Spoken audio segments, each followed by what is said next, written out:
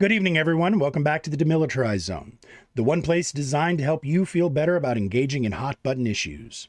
Our goal here is to teach discourse survival tactics, not just farm gotchas and dunks. We try to cultivate meaningful, intelligent conversation where you have to stop and listen to the other person, even if it is just to find the flaws in what they are saying.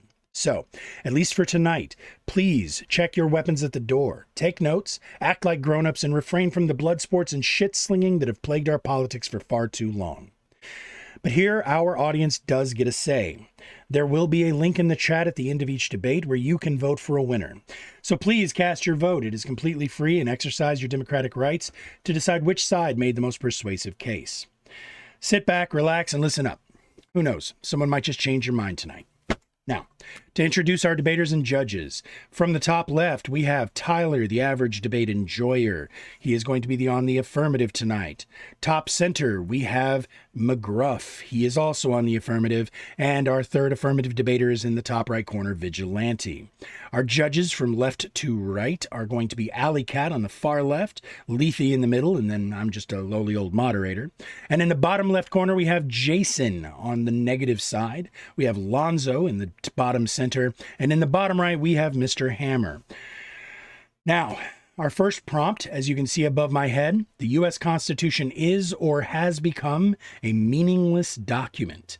That debate is going to be taking place between Mcgruff in the top center and Lonzo in the bottom center. As I said earlier, we have 3 minutes on the clock for opens. We have 2 minutes on the clock for cross-examinations. 10 minutes is going to be the default for the open conversation. However, I have the right and privilege of adding an extra 5 minutes if I feel like you guys are cooking and I want to get a little bit more out of you. Finally, we're going to have judge questions posed with a minute apiece and then 3-minute close from each of the two debaters. Now, I assume that nobody has any questions. All right, then in that case, I'm going to go ahead and, I did not send you that invite for the stream together. Let me do that now, Mr. Lethe. There you go, send invite. There you go.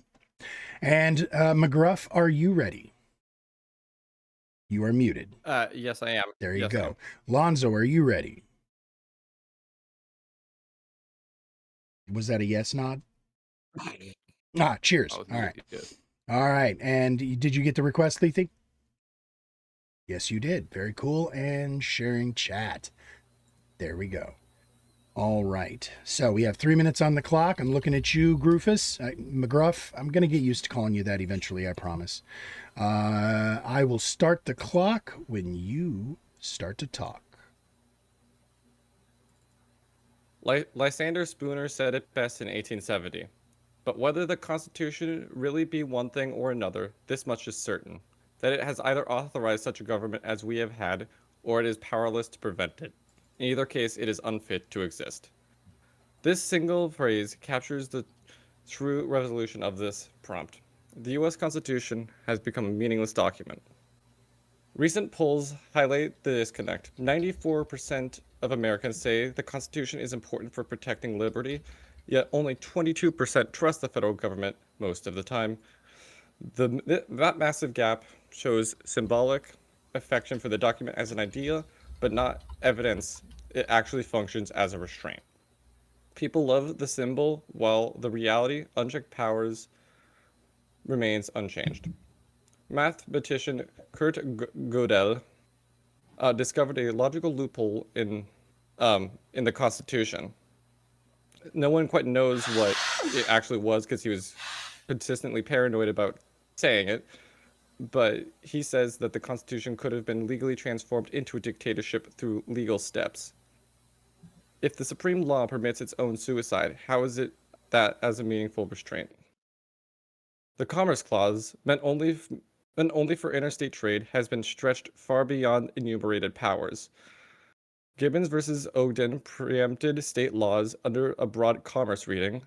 McCulloch versus Maryland upheld implied powers for a national bank via necessary and proper. Wickard v. Filburn declared a farmer's homegrown wheat affects interstate commerce, justifying federal limits and private activity. Today, this clause authorizes vast vast regulations on healthcare, education, and more, rendering enumerated powers meaningless. The Bill of Rights fares no better. Through selective incorporation via the 14th Amendment, the court has applied some protections to states, like free speech in Getlow versus New York, or right to counsel versus Gideon versus Wainwright, but inconsistently. Others remain unincorporated or weakened. Third Amendment is rarely invoked. Second is under regulatory pressures constantly. Selective enforcement means the Bill of Rights only protects liberties when the court chooses to. Cases like Dred Scott versus Sanford use judicial power to protect slavery or deny citizenship. Slaughterhouse cases in 1873 gutted the 14th Amendment's privileges or immunity clauses limiting federal protections of rights. These show a pattern. The Constitution either authorizes expansions or is powerless to prevent them. All right. Going to put 2 minutes on the clock now for you, Lonzo. Use it as you need to. I'll start the clock when you start talking. Rufus, does an expansion of the rules, like by extending the rules of what the Constitution is to fit terms of what you're doing, constitute the Constitution not working, or does that just mean that you're abusing the limits of it? It would mean it's not working because it's meant to restrict the power of the state, and if the power is growing, then it's not. Then the self-enforcement or the Bill of Rights, or not the Bill of Rights, the checks and balances aren't working. So it has failed. Okay, but the issue is if they're trying to work within the parameters of the Constitution within the rights, because you said that they're extending what these things mean within the Constitution, which means they're working within the parameters of the Constitution to extend what they can do. That is an issue, obviously, but that means that they're still using the parameters that the Constitution sets for their own power. They're just trying to abuse where that goes. That does not mean that the Constitution does not work. It just means that they're trying to find loopholes. That's like saying that regulations on businesses don't work because occasionally a business tries to find a way around them. That's not the same thing. They still are there. They're there for a reason, and they do work. Clearly, they know that they have to follow them and that there is repercussions for not following them. That's why they're trying to find reasons to justify their way of kind of using loopholes within it. Would you disagree with that? The issue, I see where you're going with this. The issue with that statement is what's if you can continuously reinterpret the Constitution, what's the point of the Constitution? If you can say this is constitutional via this interpretation, what's the point of having a Constitution if you can constantly reinterpret it? That would be saying that's like comparing that a lawyer who finds different interpretations of the law in order to defend their person, their client, is also, there's no need for a law then because they find their way of bending what it means. It's an absurd statement. And that's time. So I'm going to go ahead and put 3 minutes on the clock now for you, Lonzo. It's your time to open. Start whenever you're ready. Okay. I believe that the Constitution has been expanded and extended. The powers for the government has extended the use and range of what the Constitution actually allows them to do. However, I do not believe that the Constitution is some invalid document that we now completely ignore. If it was, then there would not be any fear or justifications being made by the actual administration to justify their actions within the Constitution. It is not a perfect document that will always hold everything that we consider to be unacceptable accountable. However, the purpose of the document is to make sure that no matter how far somebody tries to stretch it, there is an actual basis that they can then be held accountable to. That means that regardless of what currently is happening with the abuse of it, it has not lost its value until it is no longer a existing threat to the abuse of power currently happening. So whether the perception of it by the general population is that they believe it's an important document, but also that they don't believe the federal government is being held accountable while doing that, I think he said 20% or so believe that the federal government can be trusted to be held accountable or something by it, whatever. Even if that's the case, it's not about what the general public thinks will happen with the federal government. It's what the federal government themselves know that they cannot get away with. That is why when, like, for example, when police officers abuse your rights and they find ways to for arresting somebody for resisting arrest, something like that, the absurd things that they might use that are considered completely unconstitutional and not lawful at all, that is an abuse, right? That right there does not mean that the law does not matter, that it is not valuable, because the follow-up to that is that you can then sue them for breaking the law, right? Does it mean that because they were able to do it in the first place, that law no longer, that it's not a real document anymore, it's of no importance to anybody? Or does it mean that the reason that law exists, the reason why the Constitution exists and limits their power, is so that in the interim, I guess is the right word, the follow-up to what has happened, you can actually hold them accountable for their actions? That is my point, and that's my time. All right. 2 minutes on the clock for you now, McGruff. Go ahead and cross-examine. All right. Does the 10th Amendment state that powers not delegated to the United States by the Constitution are reserved to the states or to the people? Yes, it does. Is the power of judicial review the authority of the Supreme Court to strike down acts of Congress or the President expressly granted to the Supreme Court anywhere in the text of the Constitution, or did the court first assert that power for itself in Marbury versus Madison in 1803? Are you asking me constitutional questions for your? Yes.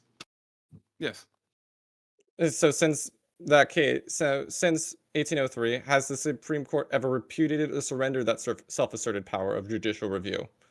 Or has it effectively gone unchallenged as a core function of the court for 223 years? I actually don't know, but I'm going to assume that the answer to that is yes, though I would say that. No, it is No, never. actually, yes. No, because I was It's going never. to. No, go ahead. Continue. I want to see where this is going. Go ahead. So, in other words, the Constitution has either failed to prevent the Supreme Court from claiming power not delegated to it, or to correct that expansion once it has already happened, allowing federal power to grow unchecked for more than 2 centuries. Is that fair? Okay, but so what's your point? My point is that the Constitution the Supreme Court granted itself power. It was not explicitly granted within the Constitution, and would be not allowed after the 10th Amendment was passed. So you're saying that the Supreme Court is in defiance of the Constitution, and that itself makes the Constitution an invalid document. That's your argument. It's an argument. Been for and the Constitution has been an invalid document for 2 centuries. That's your argument here. Yes. Okay. I mean, your time's up. I'm just. Oh, yep. Sorry. I'd go ahead, and 10 minutes is on the clock. Y'all just keep talking. I feel like history completely refutes that statement, but I don't understand. So, in the past 2 centuries, this is wait. What was the year? 1803. This first 1803. Okay, so since 1803, the Constitution. See, I would think that you would argue this from maybe in a more recent time, maybe since the 1950s, since the president has declared war numerous times without congressional approval. That would be sure. I have a bunch of cases. But my confusion here is that your addressing of this is the Supreme Court's overreaching power for the 10th Amendment. I mean, this is something that if anything at this point, if it is that big of a difference to it, because our Constitution, let's be honest here, has only really been, in my opinion, of any real importance since 1865, since it was already denying the rights that was supposedly in the Bill of Rights to a large chunk of the population. So, I mean, from 1865 to the current day and age, I think that's the time that I'd really consider the Constitution to be what it. No, actually, not even then, even later than that. But my point being is that if that hadn't changed and they have not ratified the Constitution to give the Supreme Court that power since then, and they have had that, then there's likely something here that because I don't know the Constitution entirely, that is probably there that'll grant them that power in the first place. Now, you could argue it's implied within the Constitution, the power of judicial review, but it is never explicitly enumerated within the Constitution. And after the passing of the 10th Amendment, so it would be about 12 years between the passing of the 10th Amendment and that SCOTUS case. There would, if that case has happened before 10th Amendment was passed, I could see the argument where the implied powers would work. But because it was passed after the 10th Amendment and the enumerated powers have to be explicitly enumerated to the federal government. Yeah, I would say I honestly expected this to be a debate about the current overreach of the administration that we're currently dealing with. I didn't expect this to be a question no, about the powers of the Supreme Court I dating back no, to. I thought of that approach, but I thought that was too obvious. Well, okay. But Shit. the same no, but the same token, yeah. We could talk about the war powers and executive overreach from the Korean War onward. The declaration, no, there hasn't been a declaration of war since World War II. Yet Yes. Korea, A Vietnam, Iraq, congressionally approved Afghanistan. declaration. Yes. Yeah. War power resolutions in 1973 tried to restrain power, but it has either been ignored or at most weakly enforced.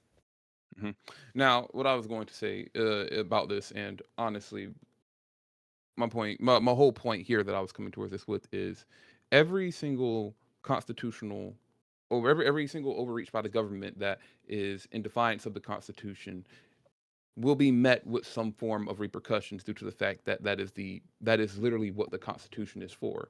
Now, if those repercussions are not to what we see fit, that is not our decision. However, the purpose of the Constitution is definitely being served in the follow-up to overstepping, or no, not the right word. Defiance of the Constitution, I guess the right word. I say that because currently the biggest fear right now, if you listen to, I believe, I can't remember which was this a senator, I believe, who was talking about if they lose the midterms that there will be a lot of officials likely going to jail. The point that he's saying that, the reason that he's nervous and saying that, was that Rick Scott? It sounds like something Rick Scott would say. I don't know for sure. I feel like I'd remember since I'm a Floridian if that was Rick Scott. But the reason I'm saying this is because there's a reason that they're worried about that. There's a reason that they have a fear of prosecution following up after the actions that they've made.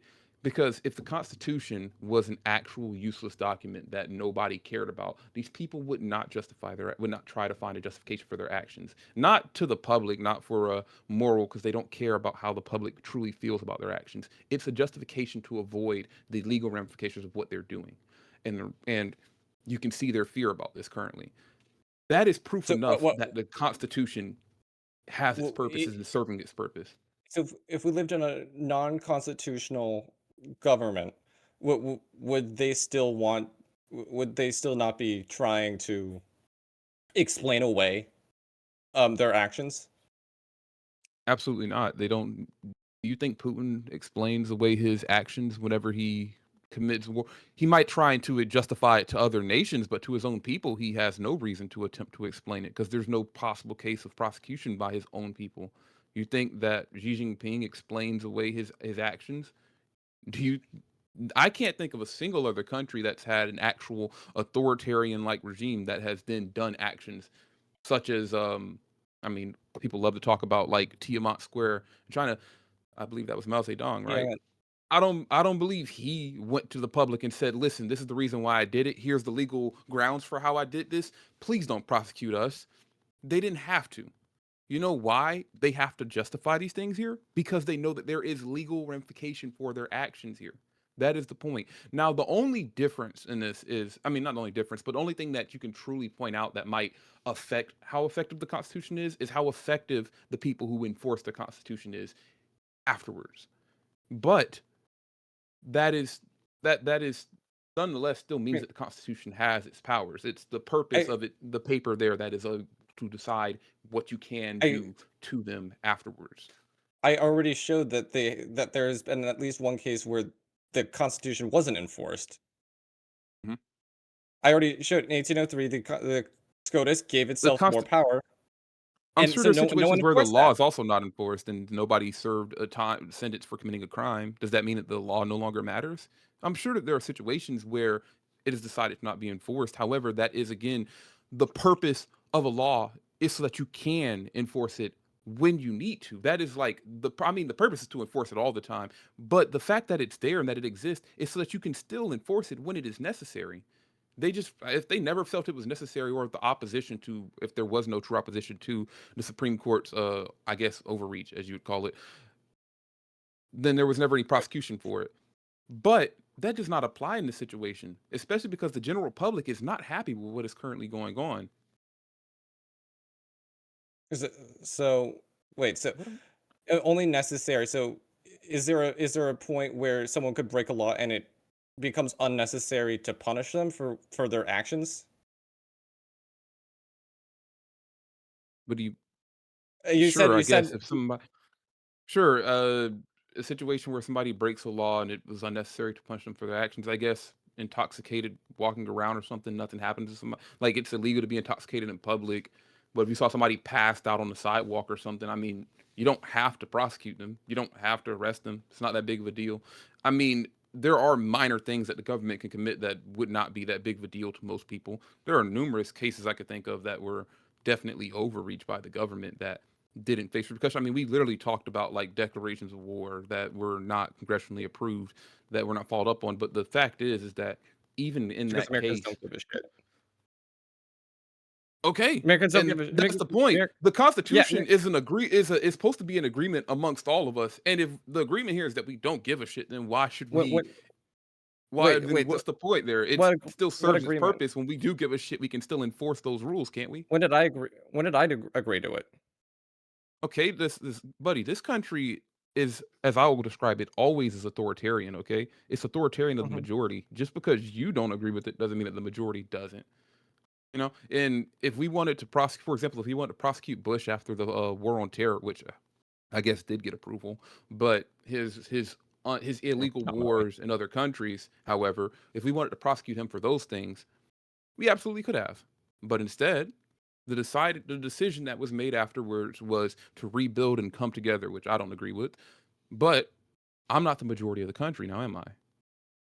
The Constitution is an agreement amongst all of us, which isn't it has to be a majority. Sorry, but that's how the country works. I l- well, what I guess I'm confused. Why does it why does it have to be something we all Because it's a was democracy. it was it Because it's a democracy. The Constitution is literally the foundation for our democracy. The democracy is the majority's opinion, is kind of what rules. It's an authoritarianism by the majority.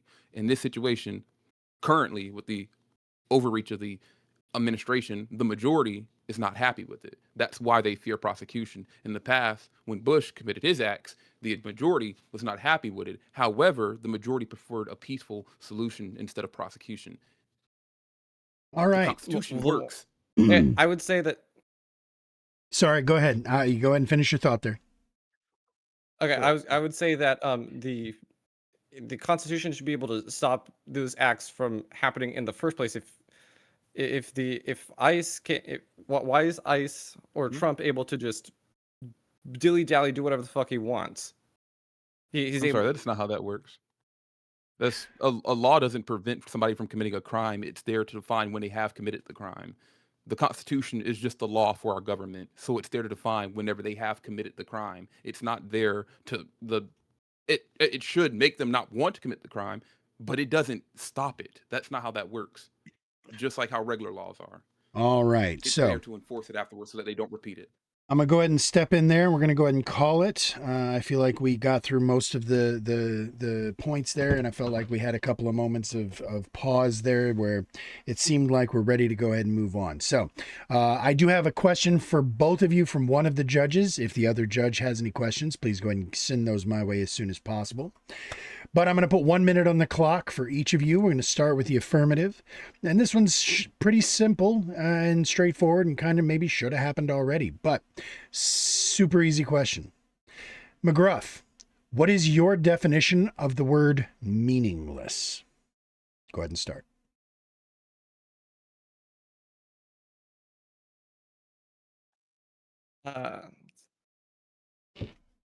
Uh, I would say it would be lacking effective force binding authority or practical consequences as a restraint on a government power.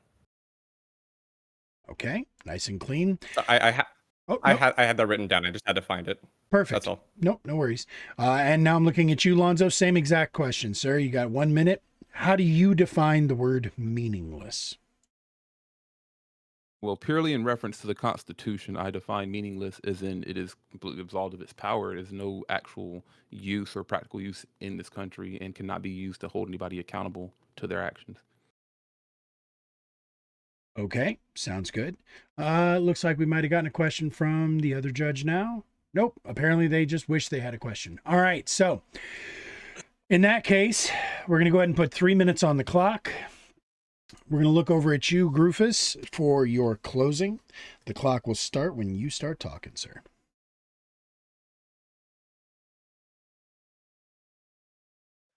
Marbury versus Madison, 1803. The Supreme Court asserted its judicial review, striking down a federal law without any express grant in the Constitution. The 10th Amendment reserves undelegated powers to the states or to people. Yet the court claimed this one for itself. That self-granted authority has gone effectively unchallenged for 223 years, no repudiation and no reversal. If the Constitution can't stop its own enforcers expanding beyond the text, it's meaningless as a limit. Kurt Gödel's loophole exposes a deeper flaw. The Constitution can theoretically legally permit its own transformation into a dictatorship. A document that can amend into tyranny isn't a safeguard, it's a suicide pact. Enumerated powers were meant to confine the federal government, yet the Commerce Clause, intended for interstate trade, has ballooned into Gibbons versus Ogden, McCullough, and Wickard v. Filburn to regulate private wheat grown on a farm. The necessary and proper clause became a blank check. Selective incorporation applies to some Bill of Rights protections to the states, but leaves others weak or unincorporated, protection on the court's whim. These aren't isolated glitches. The pattern is constraint, self-expansion, loopholes, selective enforcement, unchallenged overreach. The Constitution either authorizes power growth as we see, or proves it's powerless to prevent it. In either case, as Lysander Spooner said, it is unfit to exist as a meaningful restraint. I yield the rest of my time. All right. 3 minutes on the clock now for you, Lonzo. Start when you're ready. I don't know how he had the time to, and I am doing my time here. I don't know how he had the time to come up with any of these court cases and stuff. It's only been a day, but I will say that when it comes to the Constitution, just like any law or parameters that are set for just any civilian within any country, not just America, people will bend them. People that have bad intentions or even good intentions will find ways to bend what they mean to suit their purpose. The idea that a document such as the Constitution, which is a living document, in cases where it has been bent or used in ways that are not considered to be the proper way that you interpret it, does not mean that it does not hold its purpose. If it is not being used properly and it is clearly in defiance of what the Constitution, the actions of the government is clearly in defiance of what the Constitution is actually saying, then they will face repercussions for it. That is the purpose of a document. And it is not to completely prevent exactly these actions. Just as a law isn't completely to prevent you from doing something, you absolutely have free will to do things that would go against the law. However, it is there to make sure, one, to hopefully instate in their mind that there will be repercussions so they won't do those things, but also so that you can do something after and make them face repercussions.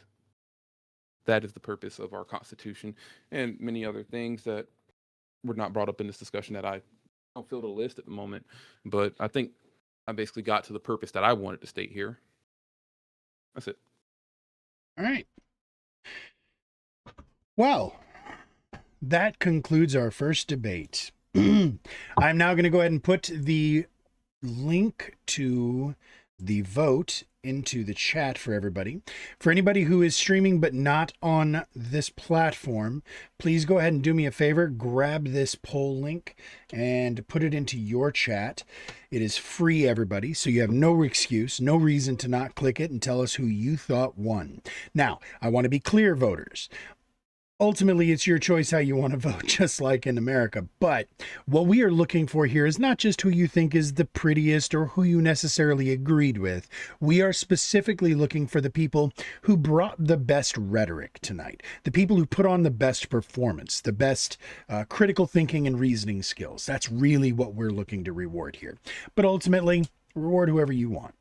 Just like that, I'm going to look to the judges, and same thing goes for y'all. Reward whoever you want to, but I like it whenever we reward the people who debated best. So, AlleyCat, are you ready to render judgment, sir? Yes, this is a good one. So when I first heard the affirmative's opening speech, I was pretty much like really happy with it, especially he invoked my favorite mathematician and all that.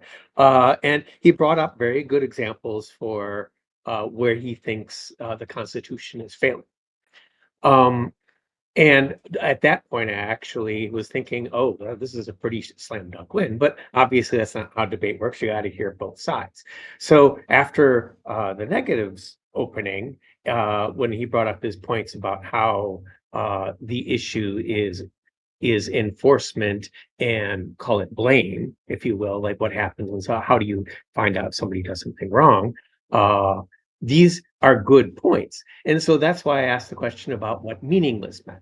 And the honest truth is I don't buy the affirmative's definition of meaningless. It still has meaning. It still has restrictions. Even in his own examples with like SCOTUS and Marbury versus Madison, they still set their own limit on them. And we haven't reached the point where Goodall has said that we made into a dictatorship. So while that's possible, it hasn't happened. So as of this point, until maybe Goodall gets his wish, I think that the Constitution still has meaning, and so therefore I award the negative 6-4. 6-4 to the negative, or I guess 4-6 technically, but you know, we all know what you Fair mean. enough. Gotcha. Lethe, now it is your turn, sir. Where did you land on this one? So, as much as Gruffus was able to create a framework about why his argument was what it was, it did not convince me that the Constitution itself is meaningless.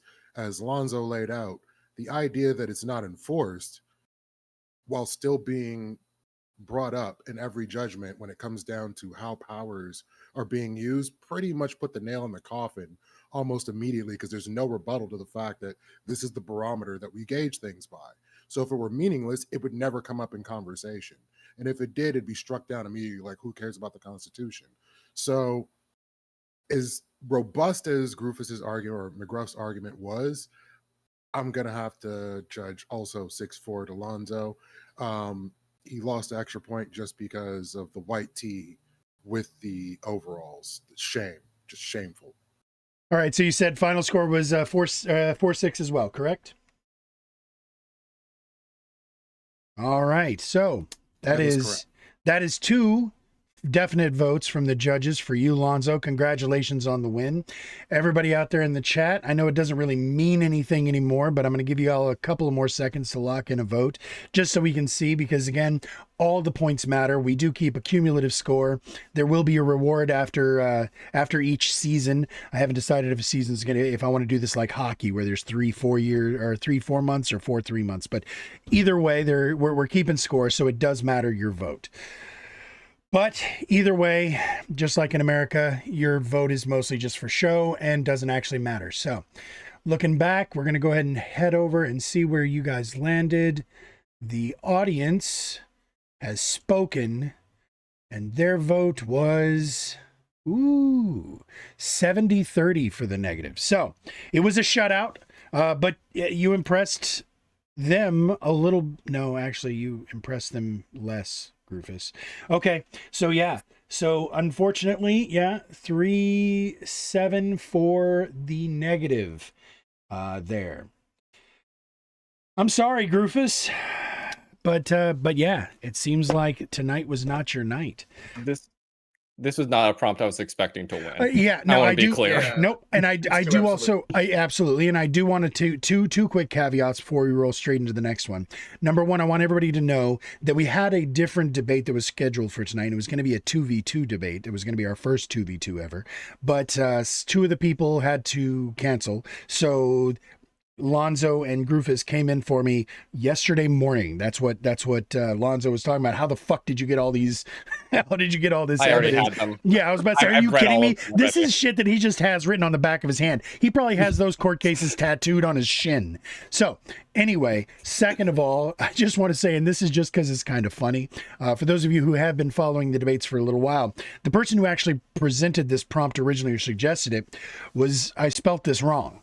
Who no longer debates with us. That's a whole nother story. But that's the joke that I was looking for. So it's just kind of interesting that he's no longer with us, but I finally got his prompt in front of the people. So great debate, gentlemen. That was actually, I think, both of y'all's best solo debate yet. That's all I'm going to say about it. We'll get into more of it in the after party, but both of y'all put in a hell of a performance. So thank you for that.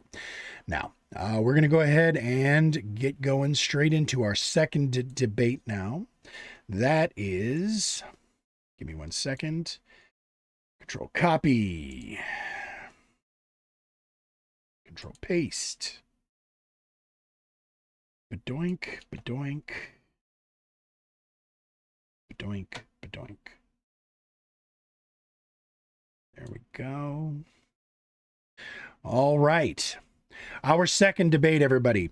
A unified world government is inevitable and should be expedited. Our debate here is going to be between Vigilante in the top right corner and Hammer in the bottom right corner. It's perfect how everybody lined up columns. That satisfies my tism. All right, so you both understand the rules. You both understand the clock. Do either of y'all have any questions, or are y'all ready to go? Give me a thumbs up. Thumbs up, thumbs up. Cool. All right. Well, then in that case, 3 minutes is on the clock for you, Vigilante. Start the clock whenever you start talking.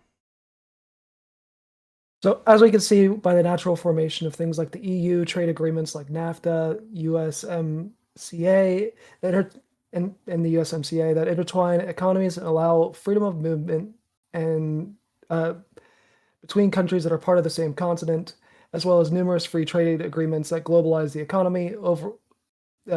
Globalization is something that's been happening naturally and has overall been a net benefit to society. The natural progression of that is the globalization of government, not to mention how crucial the UN has been for world governance. The way I personally would want to see a world government set up is a mix between the EU and the United States, where we would have a global parliament that is a multi-party democracy with equal representation based off of population, like similar to how the EU and America are both set up. I would want us to have an executive branch, and I would want to turn the ICC into the judicial branch, and I would want to turn Interpol into the global police force, as the ICC and Interpol are generally already set up to be able to serve both of those purposes. Now, where the America side comes in more, I would want us to still have a degree of shared sovereignty with a global federal government, while the federal government still holds the majority of the power. But why should we embrace and put effort towards expediting this process? What issues in society would be solvable via the establishment of a globalized government? Well, for starters, we would be able to remove tax safe havens, so corpos and individuals would no longer be able to use tax safe havens to avoid contributing to society. In global health crises like COVID, we would be able to have more organized responses, and we would no longer be dealing with countries who are trying to serve their own individual interests. And then we'd also be able to standardize environmental protection, social safety nets, human rights. Things like the Universal Declaration of Human Rights would no longer be worthless political posturing and would actually be enforceable. We would be able to better empower the ICC and Interpol to actually be able to properly act as global justice systems. They are already supposed to be, due to the fact we would naturally establish freedom of movement globally. It would also prevent people from, and like Andrew Tate, from being able to commit atrocious crimes in one country and fleeing to another country for political protection. The opening of the economy to everyone would create more opportunities for people to be able to move for economic opportunities without having to jump through the thousands of dollars of hurdles to get work visas. We would be able to finally put an end globally to child slavery and child labor and slavery, because with the globalization of the government, we would have more means to actually enforce the end of such human rights violations. There is so many ways that we would be able to globally improve the lives of the people around the world. And that's time. All right. I'm going to go ahead and for those of you who are just now figuring this out, if somebody is at the end of their time, I try to give them the opportunity to finish their thought as long as it does eventually have a finish. I will jump in at some point, though. 2 minutes is on the clock for you, Hammer. Cross-examination is you see fit. Okay, so my first question is, do we need a overarching federal government to establish free trade between different countries? In this example, they would be like states or whatever. In the example that I'm going with, yes, it would make it easier. So for the economic aspect, not necessarily, but I'm not just focusing on the economic aspect. I'm also thinking about like the standardization of laws, specifically so we can remove things like slavery and child labor as well. Okay, just for the question's sake, we can have free trade agreements between separate countries, right? We can just have free Right. trade agreements, yes. Right. Okay. And then can we also, without the use of a overarching world government, push for laws such as human rights laws and other things like ending child slavery? Can we have influence push countries to do so without? Yeah. We can push for it, but it's very clearly shown that it's not effective for us to just sit there and push for it without an overarching government. Okay. And then my final question is about, obviously throughout history, most countries and most groups of people are resistant to the idea of being occupied and ruled over by a larger state. So obviously this is going to come into play if we have a world government. Every single country is going to resist this. How do you think that we can bypass that? Uh, so generally speaking, because we are already seeing the formation of minor world governments, both in Europe and in North America, we really wouldn't see much. I don't think we'd really see much resistance between North America and Europe. The main areas that I think we would see the most resistance is going to be the Middle East, which honestly, in order to resolve the issues in the Middle East, the Middle East is going to need some very heavy authoritarianism anyways. All right, that's time. So I've got 3 minutes on the clock now for you, Hammer. Start when you're ready. Okay, so even if we were to assume that world government system is possible to implement, despite all countries throughout history resisting any kind of occupation by a larger government, and with the establishment or with the knowledge that every country is going to have national pride, an innate desire to remain, to have their country have independence. Even if this were possible, it wouldn't be practical, right? The greatest issue that we face in America is, or one of the greatest issues we face in America is just our size. Having a federal government. Having a federal government creates issues of bureaucracy, of slow movement of laws, of just literally losing tax dollars due to having government officials dealing with the interaction between different government states. We see in Congress nowadays that we can't even get laws passed because we have so many people from different countries and different places fighting for their own gains. Right? There's this gridlock that we have. Imagine if we were to expand this from a 300 million population country to a 8 billion population entire world across the entire like span of the globe, with the difficulties of communication, and with all the different countries that we would need to bring in to whatever Senate Parliament to be represented. Um, I can't even see how we would establish any laws.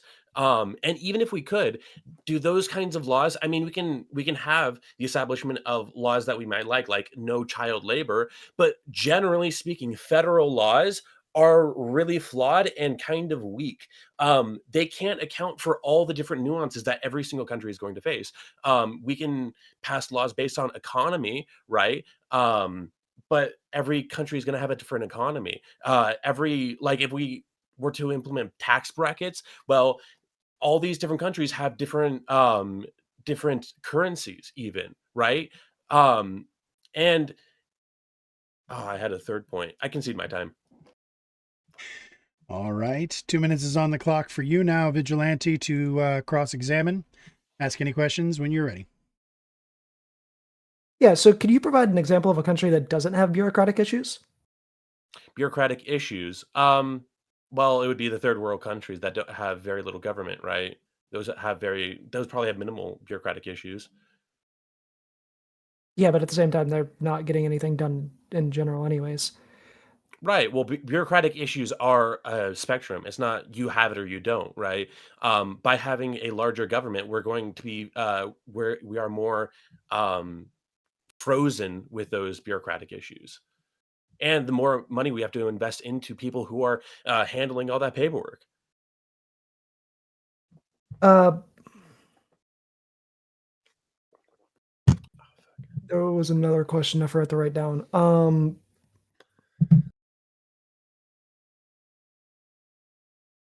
Yeah, I'll cede for now on the rebuttals. All right, no worries. 10 minutes is on the clock for both of y'all. Go ahead and start talking and sort it out.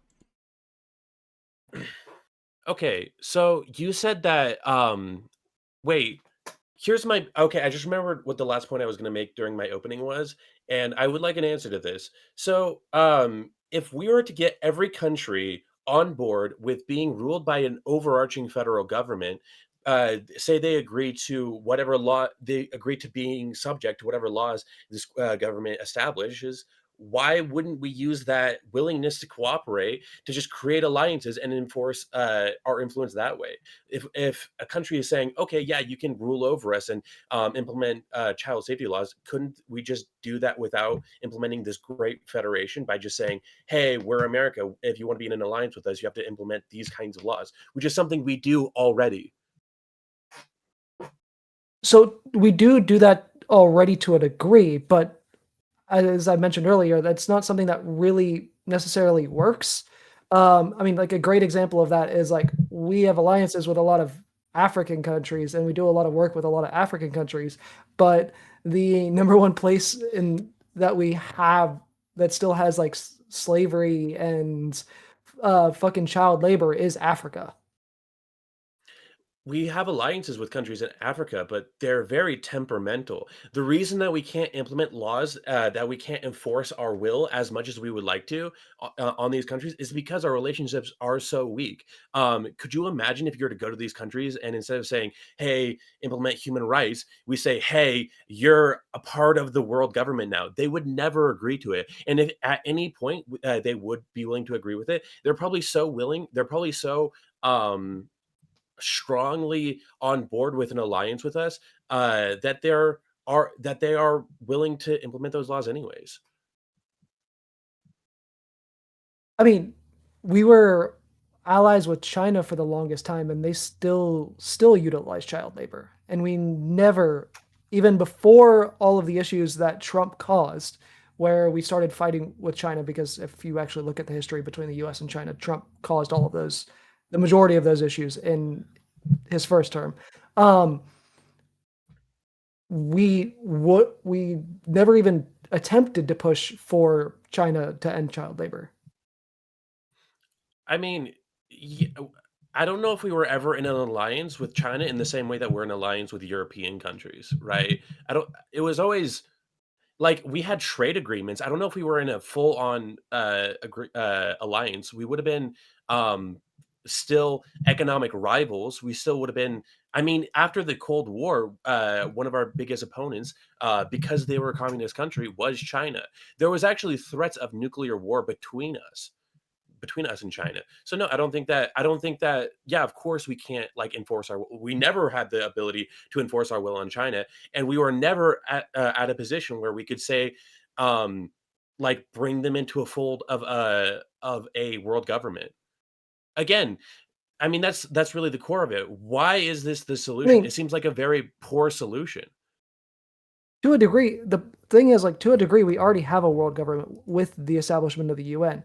The whole reason why the UN is as ineffective as it is, though, is primarily because of the US and Russia's veto powers. And the whole reason why I would rather switch to a more updated system is to be able to get rid of those powers, because without getting rid of those powers, the UN is going to continue to be useless, and the US and Russia are not going to get rid of those veto powers. Well, the uselessness of the UN is the reason that it's allowed to exist. The UN is in my opinion, the UN is nowhere close to being an overarching government that can have authority over the countries within it. America is not going to be subservient to the UN, and if the UN decides to like pass laws, or I wouldn't pass that. You can't pass laws. If they were to make a decision that the America didn't agree with, then we might just leave. And if we did that, the UN has no sort of repercussions. So again, the barrier between whatever we have established now, including the EU in Europe and including the UN, is nowhere near what it would be to have a federal Interpol policing state that has absolute control. Relatively absolute control over all countries. I mean, Interpol has jurisdiction in damn near every country in the world. The harder part is going to be outside of like the establishment of a world government would be getting the ICC to actually have jurisdiction in more countries than it already does, because we see more problems with the ICC not being able to be utilized properly than we do with Interpol. I'm sorry, can Interpol, so say that a country is like a major country is, and I'm actually ignorant on this. If a major country, like a world power, is committing war crimes, what power does Interpol have to step in and stop them, like immediately? So it doesn't, but that's only because of the ICC. So the way that works is the warrants have to be issued by the ICC, and if a country is not signed on to the ICC, then Interpol really cannot do shit. We see that a great example of that is with Israel. We have the ICC warrant out for Benjamin Netanyahu's arrest, but Interpol cannot do anything about it because of the fact that Israel is not signed on to the ICC. Okay, well, let's take the example of Russia. I would assume Russia is a part of the ICC, right? Yes. So obviously, Russia is committing war crimes in Ukraine, and I'm sure Interpol has many regulations against so much of what Russia is doing to Ukraine. What power does Interpol have to come in and say, Russia, you have to stop. You're not allowed to do this? What recourse does Interpol have right now? Well, they would need a warrant from the ICC, and to my knowledge, they don't currently have a warrant from the ICC for anybody in the Russian government. Okay, and if they did, they could come in and could they come in and say and disempower Putin? They could potentially go in and arrest Putin. Yes. Potentially arrest Putin. Okay, I mean, I think there's a lot of potential there, but I don't. That's part of the purpose of Interpol. Right. I get that that's like a potential, but I don't think that any force has the authority to come into a country and enforce laws all on its own that the country isn't going to agree to, right? I mean, I would say at this point, if that were to happen, the most practical result would be if a warrant was initiated from Interpol to Russia against Putin, then Russia would probably leave the ICC. And if the ICC still came in with Interpol and tried to like attack them, there would probably be resistance. It would probably be war, right? Something like that's the reason. Again, with the ICC, with every other country, with the UN, the reason that they sign on to these agreements is because of the lack of authority that they have, right? It's general agreements, it's general handshakes in the dark about, hey, let's not do this sometimes. And if I change my mind, Mm, then there's nothing you can do. They're not going to agree to yeah, like and an absolute authority over them. It's a completely different realm. I mean, that's the whole problem with the way that the ICC and Interpol and all that is set up currently is the fact that it generally has no authority. So we don't have any ways to prevent things like war crimes. We don't have any ways to prevent things like child slavery. We don't actually have any actual way to fully enforce international law because, as you said, they can just pull out of it. That's why we need a unified world government, is to actually prevent those things from happening. Don't you think that like obviously no, like China's not going to agree to this. I mean, with the system that you propose, this is like a democratic system where every country gets into a parliament and votes on this stuff. Like Russia's never going to agree to that. China's never going to agree to that. And these are major world powers. Don't you think that even even if we could practically implement that, it would be massive, like like it would definitely be World War III, right? And it would probably be more violent than World War II, right? Again, like this doesn't seem like the most practical solution. I mean, at the point we're at now, World War III is pretty much already inevitable because of the actions of our current administration.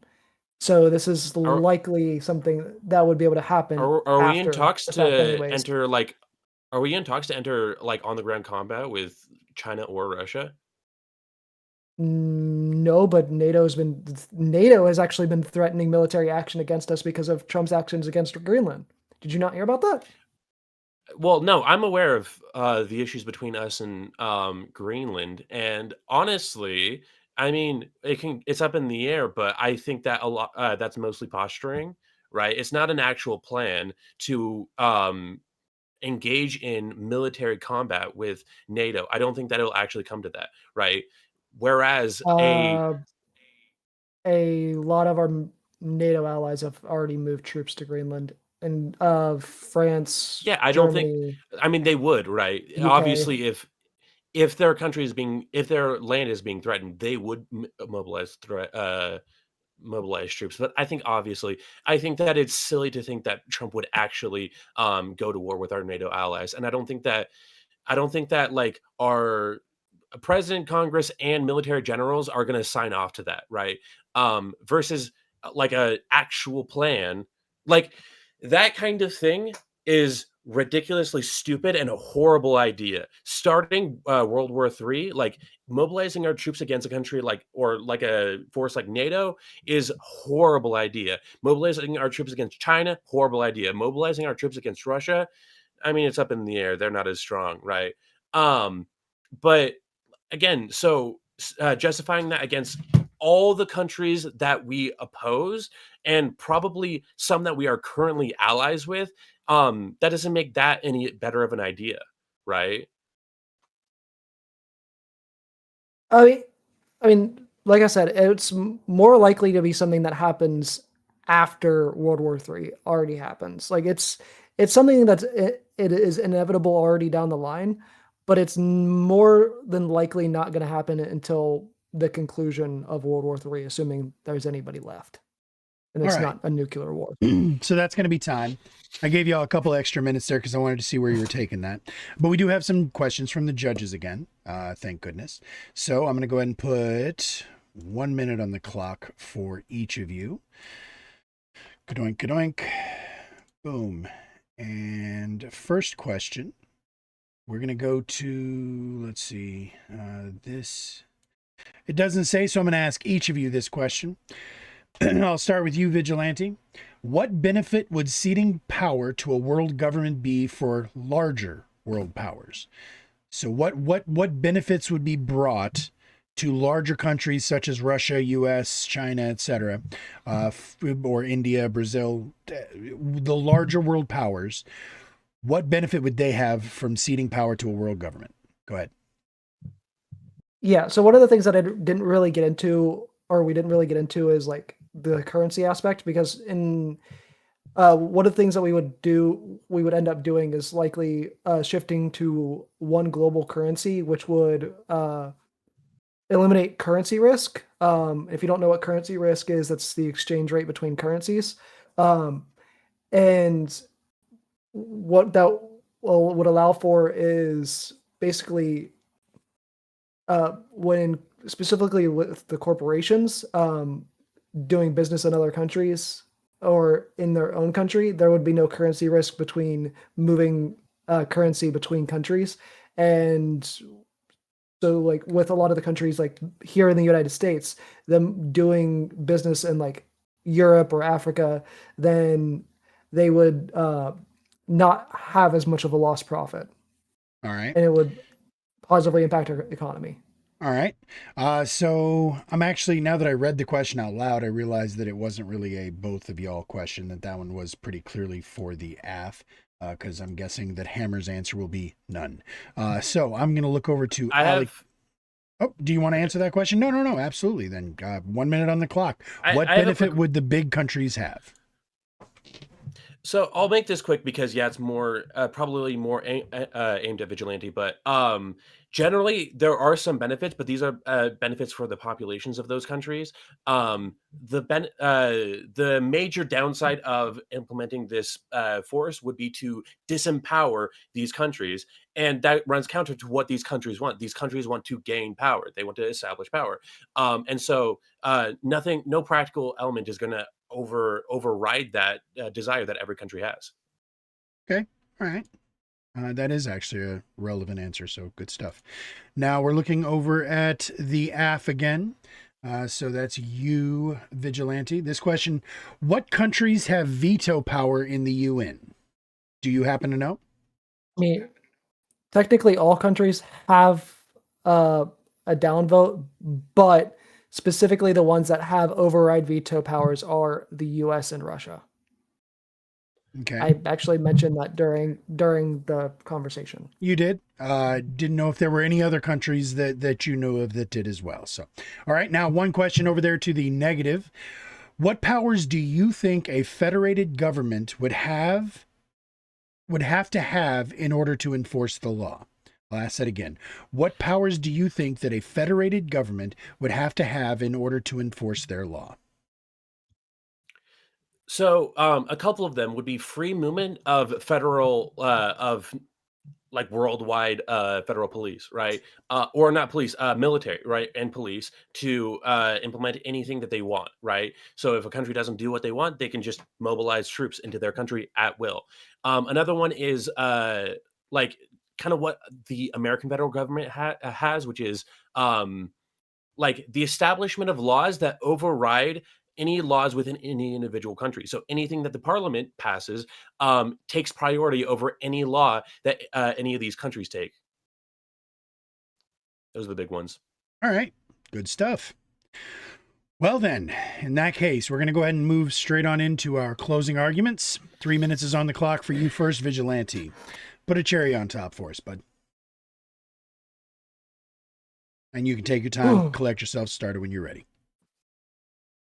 Yep.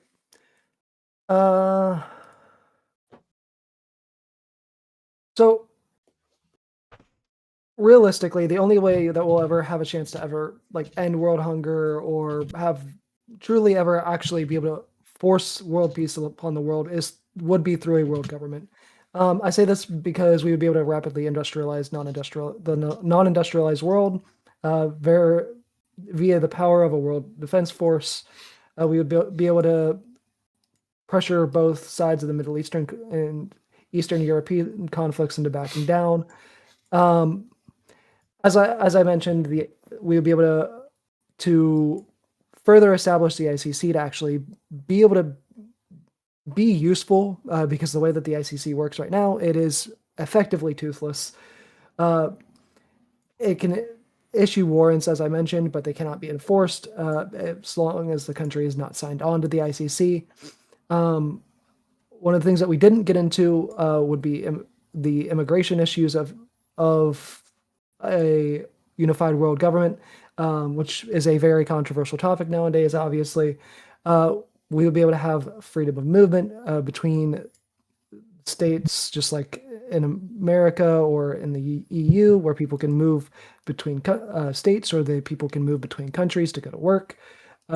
We'd be able to have people collect across the globe for better opportunities. For example, we'd be able to have the majority of the people researching tech collect in Japan, which is currently the tech capital of the world. We could have people researching science or medicine collect here in the United States, or we could have them collect in China or wherever the country is that the majority of medical research is happening. And with a lot of the jobs for like factories and stuff moving overseas, people would be able to more easily move to where those jobs are, especially because a lot of the resources for those jobs, especially if we talk about like mining and stuff, are primarily in Africa. They're not primarily in the United States. It would make it a lot easier for people to be able to move for getting better jobs in general. I mean, also we'd be able to institutionalize like a global minimum wage and push up the living standards of the non-industrialized world in general. Yeah. Is that time? All right. And 3 minutes is now on the clock for you, Hammer. Bring us your closing, sir. Okay, so in my opinion, this debate kind of showed to me, at least, more that my main point of the downsides of a world government are not worth the upsides, especially when those upsides can be achieved through other means, through more practical means. It's like nuking an anthill, right? If you want a country to start implementing human rights laws, the way isn't to dominate them and to occupy them, right? You can do that through diplomacy. He brought up how in his plan, the way that we would establish a world government is by allowing World War III to happen, and then once it's happened and completed and finished, then we could and we've defeated these other countries, we can implement a world government and take them over, right? But that's, again, it's not that simple. Assuming that World War III happens, right? Our plan to implement a world government is going to have a major impact on that. Say that we get into conflict with China and that ends up resulting in troops on the ground. Well, how that's going to turn out is based on what our goals are. If our goals are to stop whatever conflict and resolve whatever occupation that is happening that we don't like, then they might just pull back because it's not practical. But if our goal is to bring them into a fold of an overarching federal government, then it's not going to be that simple. They're not going to pull out, and they're not going to end the conflict in any reasonable time. It's going to need to be a absolute domination of our country over theirs, and we're going to have to slaughter them.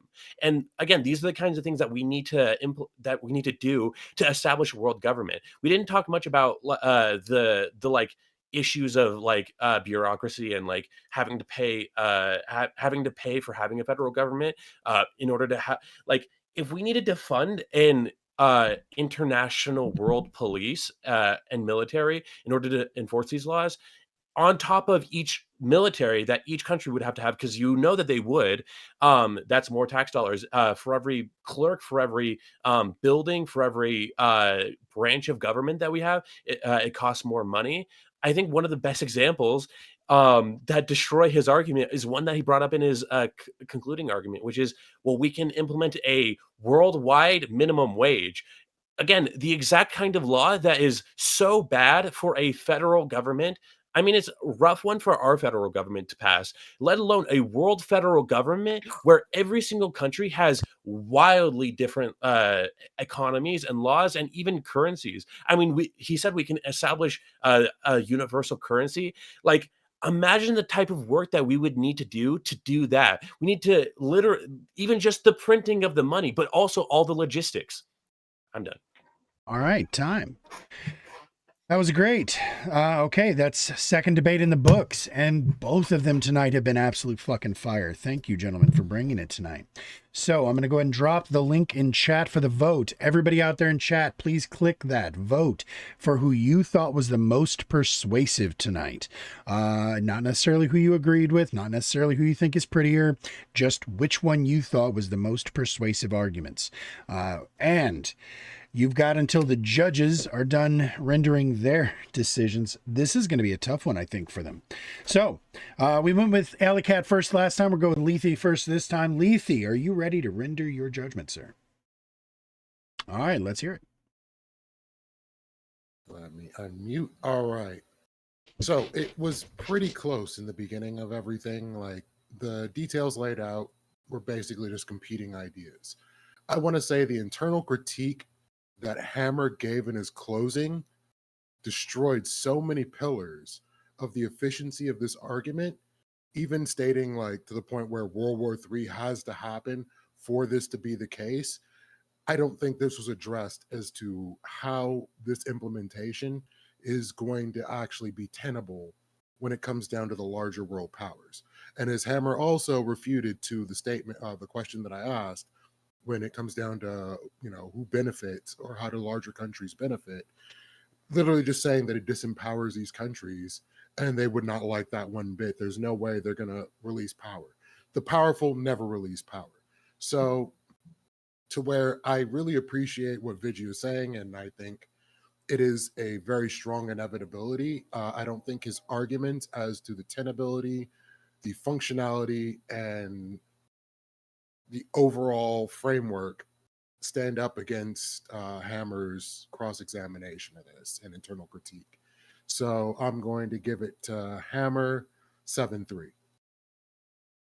Okay, so that's 3-7 for the negative from Lethe.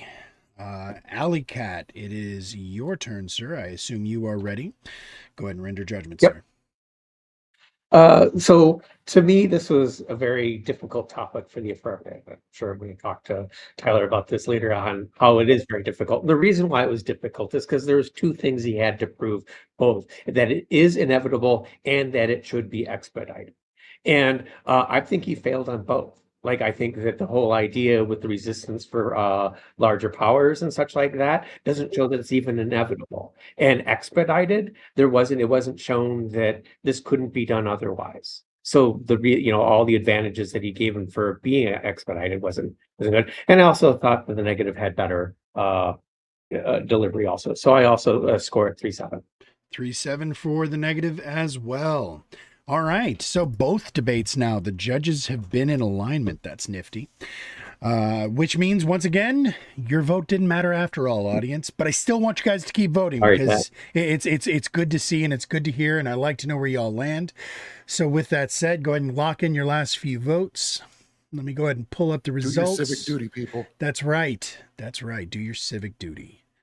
All right, and the results are 60-40 for the negative. So that was a three-way shutout as well, but at least it was a little bit closer for the audience.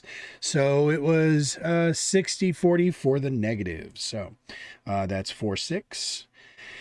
And I am sorry, Vigilante. You did a great job, sir, and I will give you tons and tons of feedback and kudos in my time later. But there were definitely some. I got a shit ton of notes for that one to go over later. So I'm super excited to discuss that further. I felt like there was definitely some stuff left on the table, and there were some amazing quotes there that I actually I'm gonna fucking write down and keep for later. So. All right. Great job, everybody. We're almost done now. We got one more debate. I saved this one for last because, as I mentioned earlier, it is a little bit of a grudge match.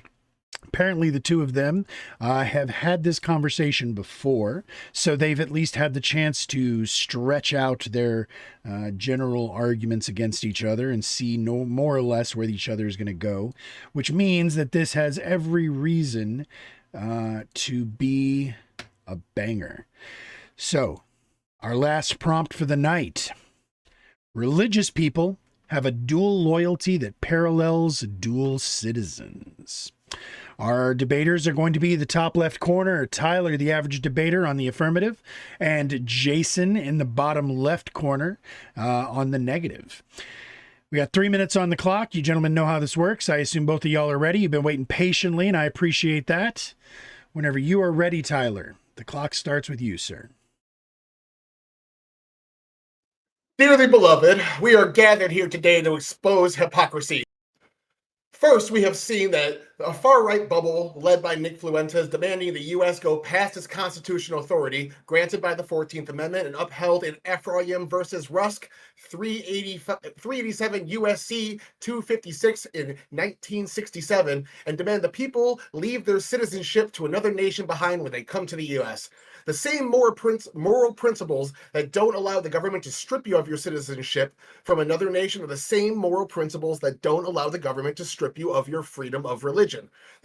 These two constitutional rights were given to us by two very important amendments, the 14th and the 1st.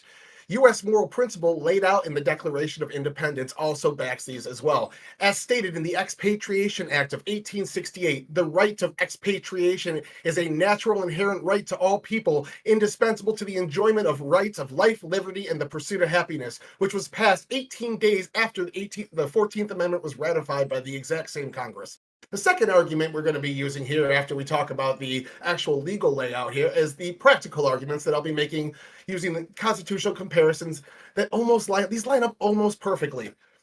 There's several different forms of authority: family, community, city, state, federal, government, religion, and tons more. These often conflict and vary greatly.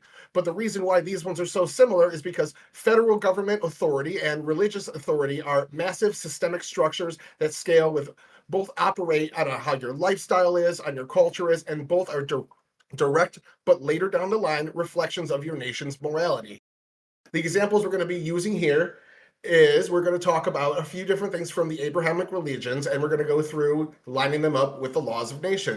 When you enter the U.S., you must swear primary allegiance to the United States, full jurisdiction. That means authority conflicts with your previous nation. It's handled the exact same way as religion. We accept the federal government's law above everything else, including religion and the nation of origin or your other nation's citizenship. So advocating for this would be fine, but allowing these other authority structures to go against the federal authority is illegal in the United States, and everybody has to adhere to that. So the examples I'm going to use there are going to be a little bit for everybody. We got slavery, we got usury, we got abortion, and we have the Sharia courts. We're going to go through all four of those hopefully tonight. The laws and government of a nation are a delayed reflection of the nation's morality. You could still follow other guidelines as another system of authority, but they are lesser, and these two are so closely tied. With new cultural changes down the line, we see changes to these rule sets of authority with religion and practices as well, just like with a nation. So to recap, we have two sets of authority that have to take the backseat to the nation, the law of the land for each nation that you're primary residents of. Both are granted under the U.S. moral principle and given to us by amendments. Both are large systemic authority scales for all the people under that umbrella. Both are moral reflections of the nation that change with time and people's practices, but also shape your upbringing and values. And both are still practiced to a degree, but have to adhere to a greater authority, the nation. This isn't going to be an exact one by one, and I feel like a lot of the consequences and distinctions we're going to hear from Jason are going to be non-consequential when it comes to the base root of the argument. He's just going to name off differences and not so much be able to explain why they're invalidating. So we have great parallels in inception, practice, and conflicting with the primary authority on multiple levels, and I'm going to prove all those tonight. So sit back, strap in. And that's time. All right, so 2 minutes is on the clock for you, Mr. Jason. Use that time as you see fit to cross-examine. I will start the clock when you start. You are muted, just so you know. No one has questioned the legality of the ability to practice your religion. The only thing that actually exists, considering what you have brought to the table so far, is are there provisions to exempt some from certain actions considering their religious observance? Absolutely. And also, if there's something that does that, it makes the law of the land unconstitutional. Is there are there any provisions for those who happen to have dual citizenship? Is there certain limitations to what positions in the government they can hold? No, I don't. Absolutely, maybe there are. It's called Is it the president, presidency. maybe? Yeah, the president. Other than that, you can hold the Congress and everything like that. Yeah. Yes. The presidency happens to be the only one to where you have to be only a citizen of the United States in order to be the president. However, are there any exemptions for religious activities? No. Okay, so they are not the same, therefore not equal. We're done. All right. Then 3 minutes is now on the clock for you, sir. Jason, use that 3 minutes for your opening. Starts when you start. All right, the concept that religious people possess dual loyalty parallels dual citizenship, a long-standing, often negative and controversial trope. Historically, this charge has been used to question patriotism, trustworthiness, and civic belonging of religious minorities, most notably Jews, but also has been extended to Catholics and Muslims, by alleging their true allegiance is to their faith or a foreign entity rather than their home country. There's actually some truth to this assertion. However, for the godless, they tend to not comprehend why. I personally don't see any contradiction, mostly because, like most people, I can wrap my head around the concept of a tiered loyalty system. For religious priorities, the loyalties are as follows: God, family, and then country. Okay, let me go ahead and repeat that again: God, family, and country. Why? Because the closer you are to your personal relationship to something, the more important it is to you. A person will always choose their religious beliefs over anything else, provided they take their beliefs actually seriously. Family will be a close second. Who would have thought? The more personal things are, the more important it is. Country that you give your loyalty to is quite impersonal at the end of the day. Many will never leave their home country, and those who choose to immigrate to other nations tend to leave their homelands for some reason for the betterment of their personal lives. Some of those migrants may never actually become loyal to their new homeland. However, many end up doing so out of being grateful for being accepted into this new land. Ultimately, it's offensive immediately to immediately consider national loyalty should be questioned based on one's individual's personal faith. This trope is ahistoric and denies the most important liberal principles of individualism. My opponent, who is a liberal, tends to LARP amongst conservatives as a liberal. He's the token liberal, and that is okay. But when it turns out, even most conservatives tend to respect the founding principles of liberalism, which were used to found the greatest country in the world ever known, America. Thank you for coming to my TED Talk. All right. 2 minutes is on the clock for you now, Tyler. Go ahead and cross-examine. So, are you aware that these claims you're making about religion, about 20% of the country also holds those exact same claims for dual citizenship, and they say they shouldn't even be part of the Congress and things like that? Well, as someone who is actually vehemently against Islam, I would say openly that I don't believe the practice of Islam should be allowed in the West, but that's because it's antithetical to Western values. Although our Constitution allows for it, and therefore it's fine. In fact, there has been at least one Medal of Honor recipient who happened to be of the Muslim faith. Would you question that individual's loyalty? By the way, he earned it in Iraq. No. I think that dual citizenship and having a religion are absolutely fine. I'm arguing the individualist stance here. So if you're you're actually arguing. No, you are. I'm asking questions. I'm just doing cross. We're not debating yet. Okay. So if a woman wants to go if your wife wants you to punch somebody in the face, you put that authority above the laws that would put you in jail for assault and battery? No, because it's antithetical. But you're saying that you put family over your loyalty to the country and following the law. Yes, I will definitely put my family over loyal to my country every day. Okay, and then are you aware your stance on Islam is antithetical to liberal individualism, which you argued in your opening? No, my stance on Islam is that is antithetical to actual Western philosophy and principles.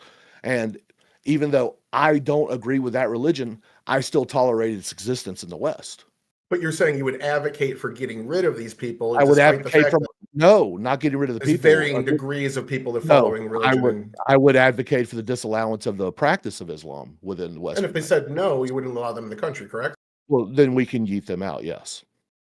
Okay, so you were saying that we shouldn't bring people in regardless of their religion, how much they practice it to a degree, it doesn't matter as long as they say it's they're part of that. because the actual tenets of Islam requires conquering. So if you understand the religion of Islam, you would actually comprehend that the reason why I would advocate to prevent its practice is because of its means of it actually commands its followers to overthrow whatever government is there in order to install an Islamic government. All right, so you're the negative. You want to start asking me some questions? We're in the open Actually- time, so actually- feel free to discuss. So when you want to say that you should question people on their dual loyalty, do you comprehend that there's different levels of loyalty, things that you would hold? Are there anything that you hold more important than your national loyalty? National loyalty? No, I mean, it doesn't matter what you hold importance. I'm talking about the hierarchy of how it needs Actually, to be followed. it does matter, because under the argument that I put forward, that it is a tiered system, and I started at the very top being God, number 2 being family, number 3 being nation. Is there anything that you hold above national loyalty that you find to be more important? Well, the argument I'm making is more of a practical one in that the national No, authority, the argument law the of argument the that you're land putting forward, surpasses everything else. the argument that you're putting forward is that certain individuals, based on their personal religious beliefs, is that they should be questioned their loyalty towards their nation, which I find to be kind of ridiculous. Do you hold No. anything higher than your national? No, I don't.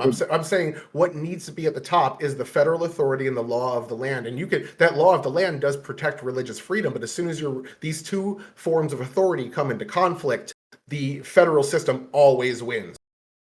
Yeah, see, I just don't agree with you, man.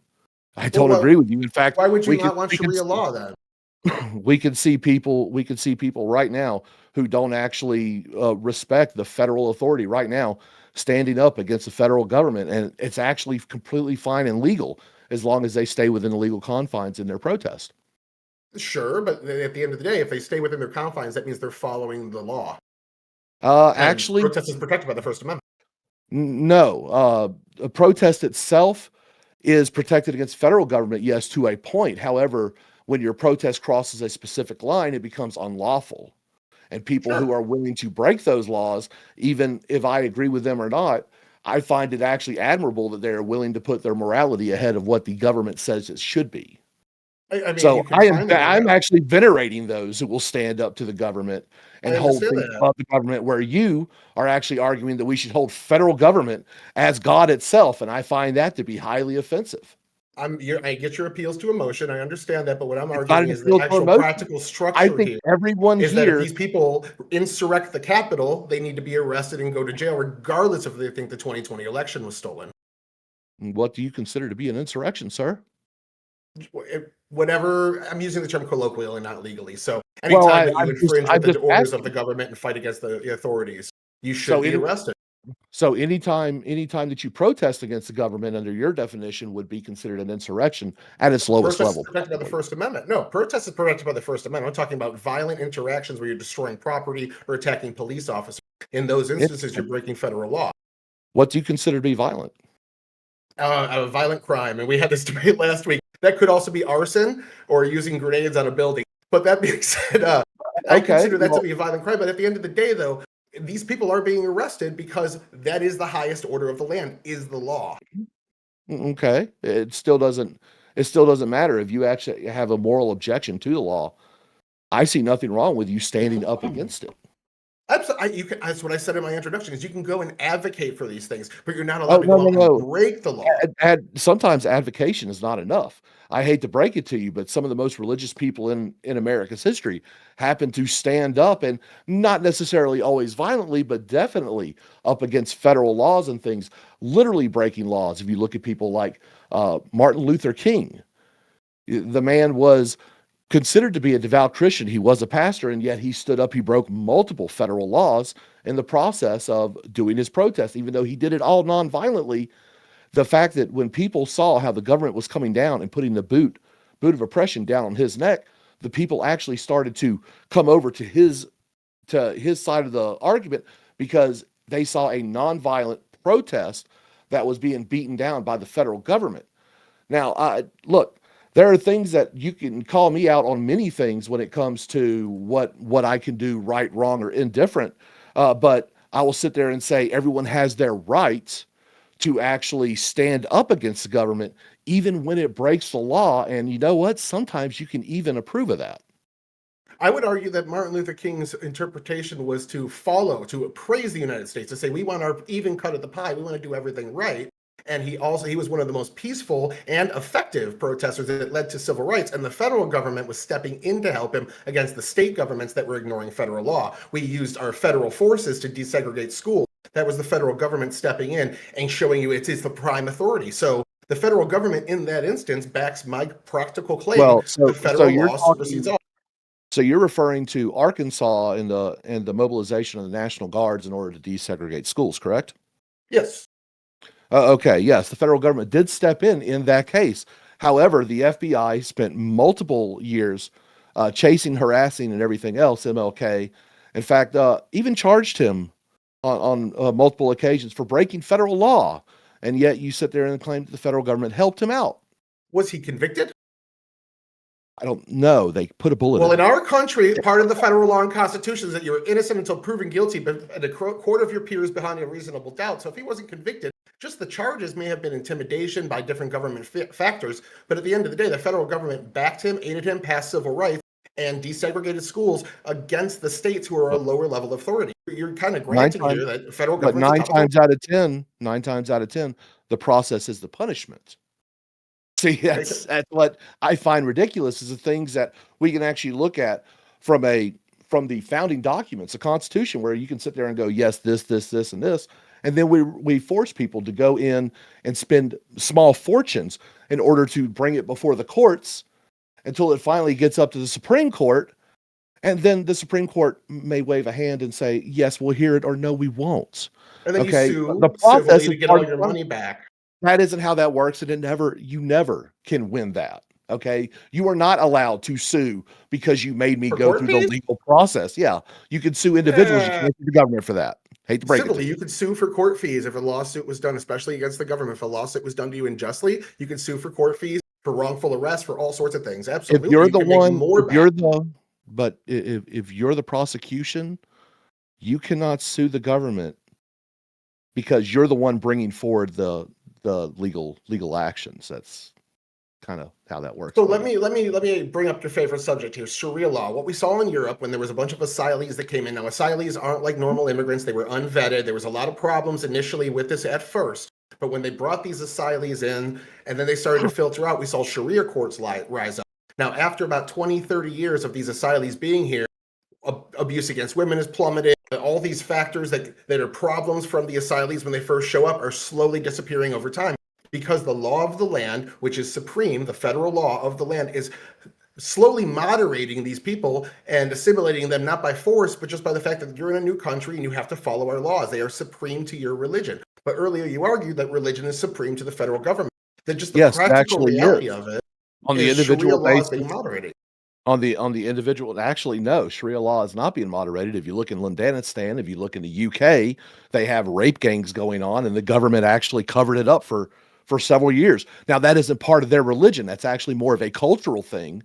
So I'm not going to blame Islam for that. I'm going to blame the culture from which they came and the immigrants refusing to give up those cultural things. We see that in 2015, but those numbers are plummeting as time goes on, as they arrest these people, as they kick the bad ones out that are doing these bad things. And the vast majority of Muslims, because again, I'm an individual, what you argued for in your introduction, is that most of the Muslim community is not like that. The largest Muslim countries in the world are not jihadi countries. So yes, you have some problems with a couple jihadi countries in the Middle East and West Africa, but the vast majority of Muslims are not like that. And what we see is when they come into other countries, they submit to the supreme authority of the federal government, and it tamps down their extremism. And you want them banned, which would be anti-constitutional. No, it absolutely wouldn't. You can actually determine, you can read the Quran itself, and you can actually see that it goes against, it's antithetical to Western philosophies and thoughts. And you can actually ban an entire religion based on things like that because of what the commandments are. Now, I wouldn't say kick all Muslims out. I would definitely just ask them to renounce their God, because Allah is not the same as as Adonai, or as the Christians would call him, God.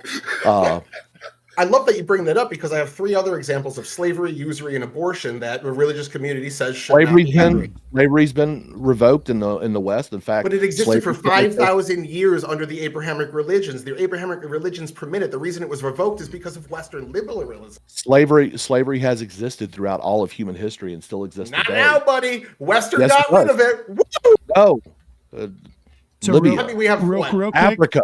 Real quick, let Yeah, me I'm jump talking in, the gentlemen. West. Gentlemen, I'm going to put 3 more minutes on the clock, but I would like to ask for you guys to try to make sure we stay on topic because we kind of wandered off into the weeds a little bit there. I feel like I know where you guys were going with it, but please, like I said, just bring it back to the topic. 3 more minutes is on the clock. Go ahead and finish it up. So another example would be usury.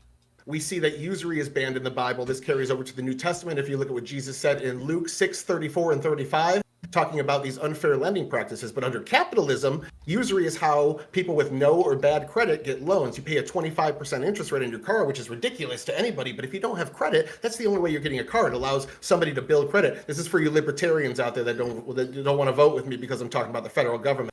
Usury being banned is, or usury being allowed because religions are and at the top is better for now the society. now let's crop dust a little anti-Semitism in there, because that's really where it's all coming from. The actual practice of usury was only acceptable within Europe through the Jewish community, where there's nothing in the Torah that actually says anything against charging interest. Where in Christian doctrine, prior to, I want to say 1923, if I remember right, the church actually came out and said, okay, usury, we'll be okay with that. But that is only a recent development in Christianity. Still today in Islam, usury is forbidden. Therefore, there is no major Islamic banks because there's no money in it.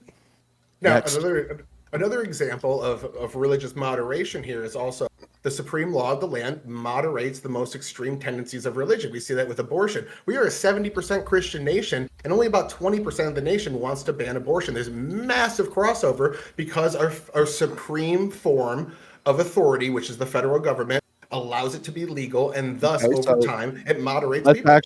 Let's actually look at the argument of abortion real quick. I'm willing to entertain this so we can actually bring this back to the original debate here, number one, with the Constitution. Show me the provision in the Constitution that actually shows that abortion is completely fine and legal. There's none. It's a law. No, it is. See, there's nothing in the Constitution because it's relegated through the 10th Amendment. That's why we now, with the overturning of Roe, we have sent it back to the states, and that's why different states, the populace actually determines what the law of that land is, because it's not under the federal purview. Could you please try? Has any state outright banned abortion? Yes, the state that I currently live in, Oklahoma, it is 100% banned. I did not know that. I thought it was partially up to Texas is up to 8 weeks, I think, like that. Most of the heartbeat bill in Georgia is 12 to 16. That's because Texas is cucked through Austin and Dallas next. I live in Dallas. I know you do. All right, we got a few minutes left. You want to ask one more? You're the negative. Look, I just look at it like this. Do you know the story of Corporal Dawes? They actually did a whole ass movie on him.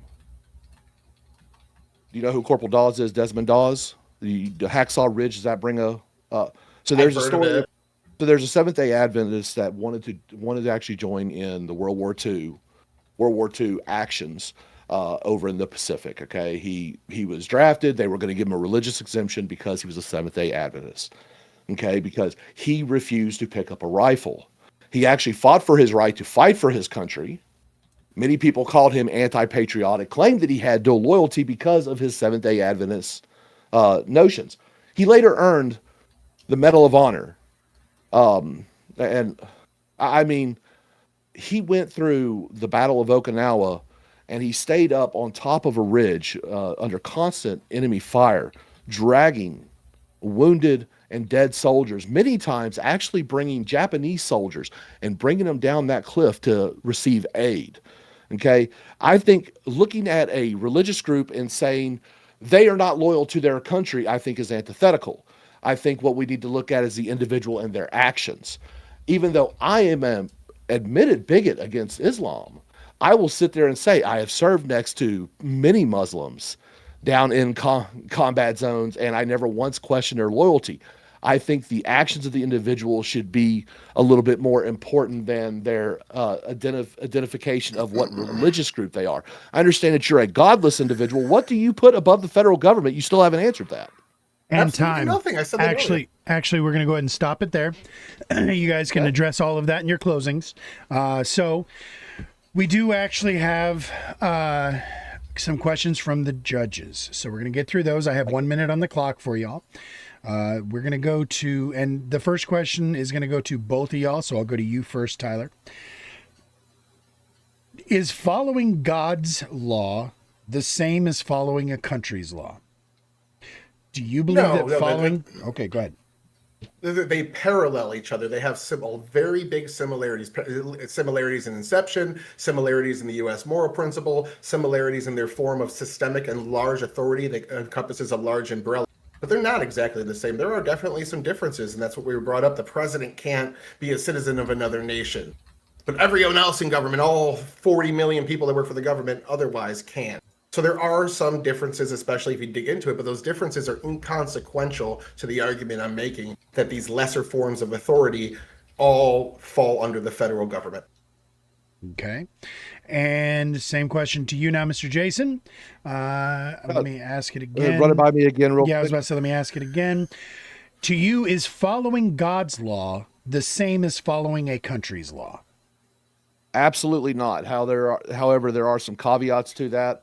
When it came down to it, Yeshua, aka Jesus, or as the French would call them, Yeshui, said, sell your cloak and buy a sword. And also things like render under Caesar what is him. God actually supports helping your government fight and defending your nation when it is righteous and just. But following God's law is paramount. Okay. Now we got a question from the other judge. And we got lots of them.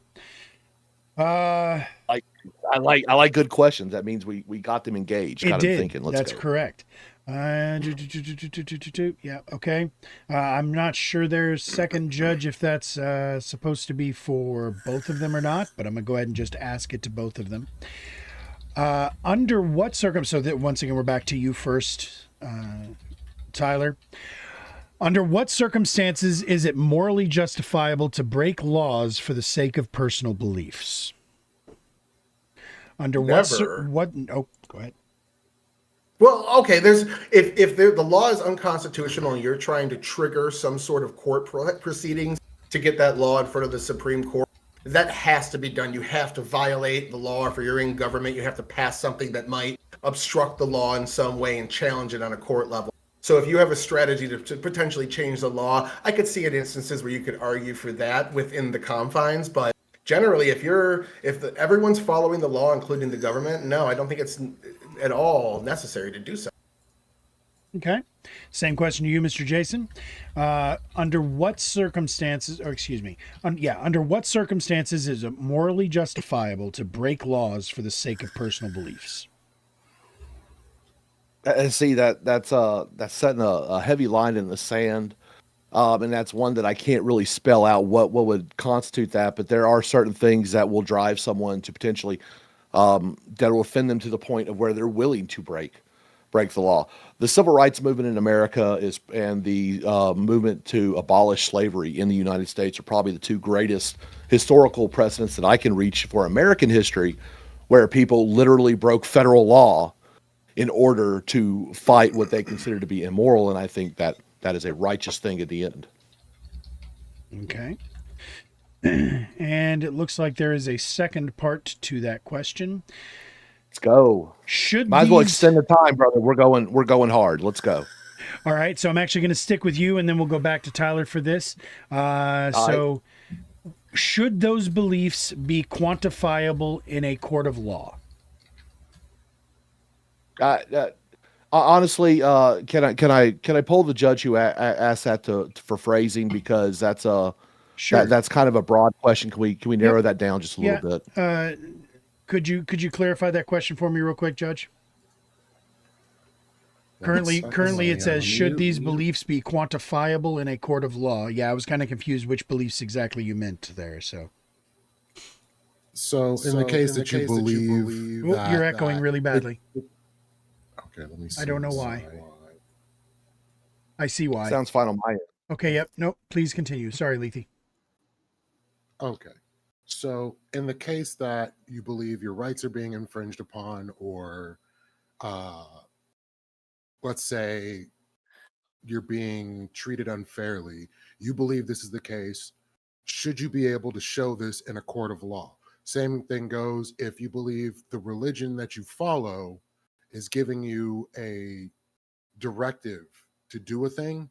Can you quantify that the religion is correct in making this statement?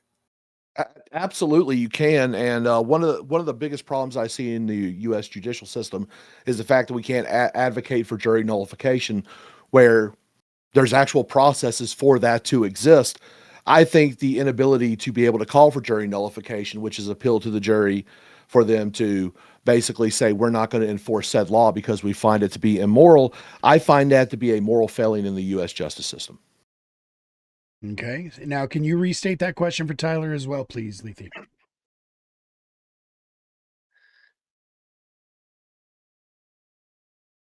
Lethe? I remember it. I can hear it. Okay, never mind. He remembers Okay, the go ahead. question. Go ahead. They absolutely can be if that's the will of the voters and it's within the U.S. moral principle. If there's certain things that religions push that fall outside of what our Constitution will allow, what the moral principle will allow, what certain things will allow, then probably shouldn't be made into law because, I mean, the Supreme Court would strike them down or other instances in our check and balance system. But if there are certain things that the nation can agree to, even if they are rooted in some sort of religion, absolutely they can be. That's what democracy is all about. All right, good stuff. Well then, 3 minutes is on the clock. We're going to start with you, Tyler. Give us your 3-minute closing. I'll start the clock whenever you start talking. Benjamin Franklin, in his early days, pushed the argument that Catholics had dual loyalty. He said they were papists and that they were loyal to their religion at the same degree that they were loyal to their country, which invalidated them. Benjamin Franklin admitted that his stances on dual citizenship were antithetical to his stances, and he had cognitive dissonance, so later changed his views to be more aligned with mine, that dual citizenship and being a religious person were both lesser degree than the federal law and both perfectly acceptable. The moral principle, as I read in my introduction, dictates that both of these things should be here. They both come from amendment. So their inception is almost exactly the same. They come from exactly the same place. Now, moving forward, we went around a bit and kind of got into some smaller arguments. Again, Jason and I have had this discussion a couple of times, so we kind of know each other's points. We were arguing a little bit of a meta level. It seemed like it got off topic there, but that's because we've already done this a few times. But these religious systems, just like being a citizen of another nation, vary in degree. You can ignore certain things because they're not actually part of the federal law. You can be a moderate. You can be somebody that's Christian and for abortion. You can be a Muslim and not follow extreme Sharia law, just like you can be a citizen of another country. And when you're here, you don't have to adhere to the Iranian anti-speech laws or the Russian laws that'll put you in jail for being gay. These citizenships are a privilege that the government does not have the authority to strip. So, as I said earlier, the two moral systems come from the same place, but they also develop your framing, your upbringing, your culture, and again, like they can be ignored to a certain degree. So, going through the list of things I said earlier, we touched on several of them, but we argued about things that were kind of off topic. These greatly parallel. They're not perfect. The only strong critique I heard of my argument on the practical level, because a lot of these were appeals to emotion, is the president can't be of two nations, which is absolutely fine by me. But there was also a giant taboo that the president couldn't be a Catholic for a long time. And that's why it took so long for JFK to become the first president. That happens in a country. We don't achieve our ideals overnight. It took us a couple hundred years to get rid of slavery. We fought a war over it, but eventually we got there because of these moral principles of the United States.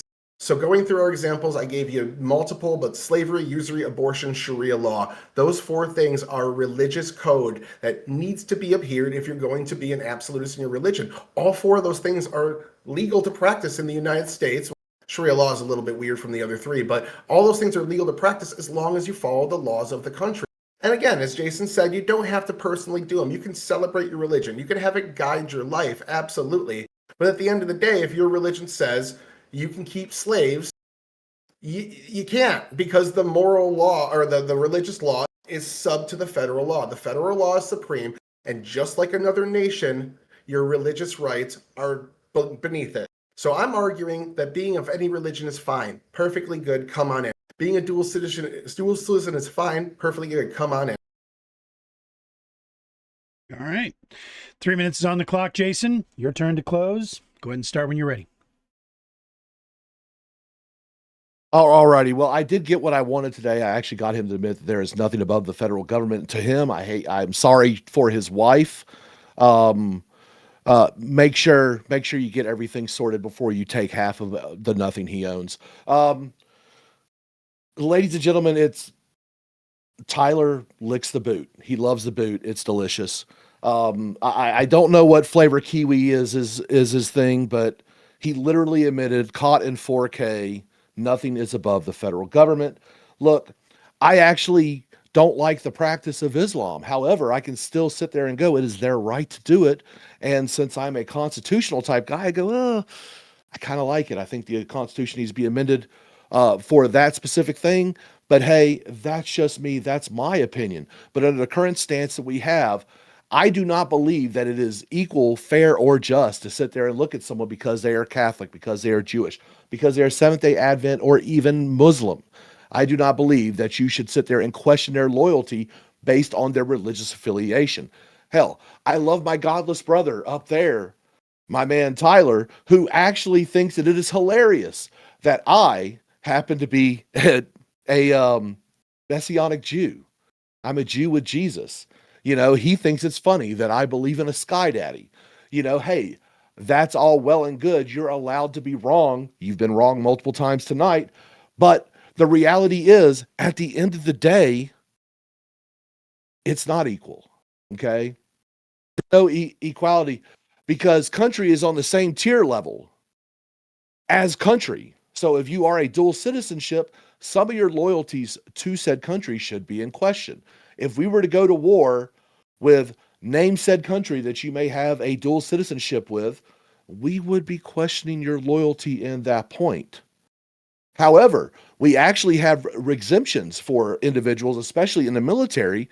If we happen to be fighting against a religious ideology of which you may be a part of, you can become a conscientious objector to that, and you can be released without any problem, without any legal issues. And I find that to be quite fair.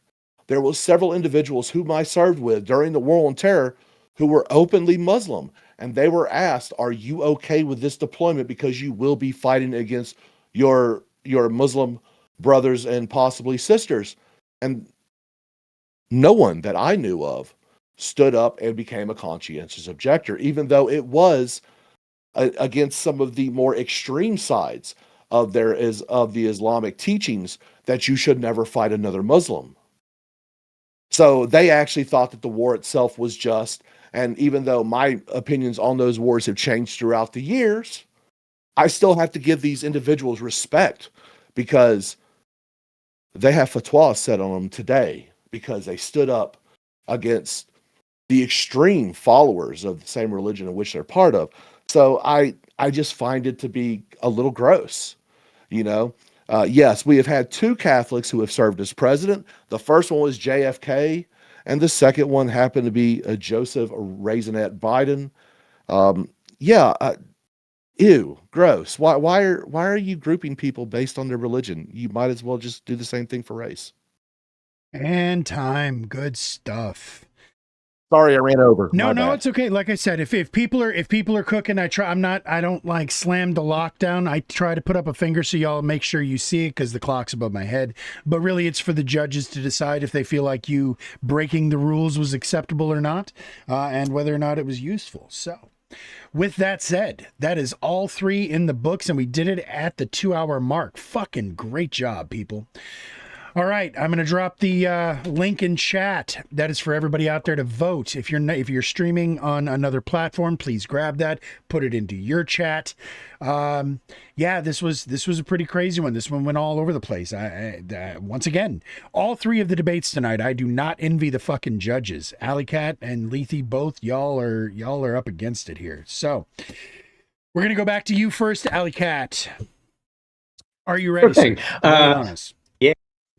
So this is like definitely the most entertaining and toughest one of the bunch, I think, tonight. And we'll probably get a division in judges at this time. It was really, really tough, really, really close. In fact, I'm basically doing this on a technicality. Both said in the question and answer period and in the closing, it was admitted that both religion and nation did touch. They're not parallel. Parallel lines don't touch. So I'm giving it definitely 4-6 to the negative. 4-6 to the negative. Okay. That is one vote. Lethe, you're up, sir. Where did you land? Oh, this is tough. Let me unmute. Chat, So, make sure you the get votes prompt- in. Here's my dual citizen. As I understand it, that religious people have a dual allegiance. Tyler was the negative, correct? Tyler was the affirmative. Tyler was the sir. affirmative. He was the affirmative, so they do have a dual allegiance. You Okay. believe so, yes. So I'm going to have to side with the affirmative on this one, as even in Jason's closing argument, he said it's unfair to question loyalty based on religious affiliation while putting forward constantly that there's a tier system and God is going to be at the beginning of that when it comes down to people and their religions. So it seemed very contradictory. Whereas both outlined very similar stances when it comes down to this, the clear differences when it comes down to when it is okay to break laws and for what reasoning, especially considering the question that I asked in regards to do those beliefs need to be quantifiable? I don't feel like I got a satisfactory answer, but I think I got the soul of that answer, and that answer is still going to be religion will come, or beliefs will come before rule of law. So with that being the case, it outlines clearly that there's a dual allegiance at play when it comes down to that. So as much as I was going to tie this until the closing statements, I'm going to give it 6-4 to Tyler. 6-4 to Tyler. Hey, all right. So we have our first judge disagreement. I'm going to drop that link one more time into the chat for everybody. Please make sure you click on that and vote. It costs you absolutely nothing to do it, and you guys are going to be the deciding factor.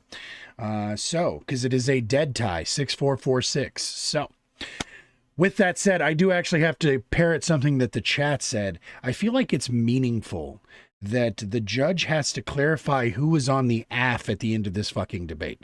That seems like that's something that seems to matter to me. I'm just saying. Anyway, all right. So go ahead and get those last votes locked in.